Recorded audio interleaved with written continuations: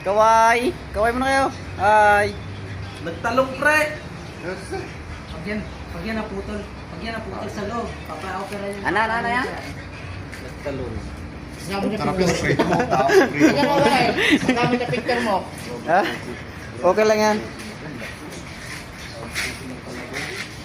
Break time na yun mga idol, kaya kape-kape muna. Kape tayo mga idol. Iyak ka dyan. Mga idol, pakita ko sa inyo yung ginagawa pala namin ngayon mga idol. Kinabit na namin yung cylinder head ng makina ng loader.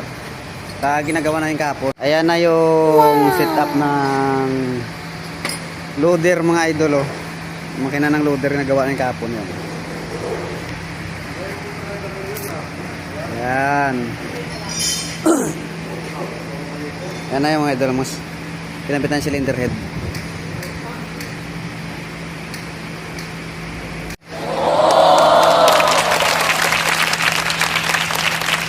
Alright.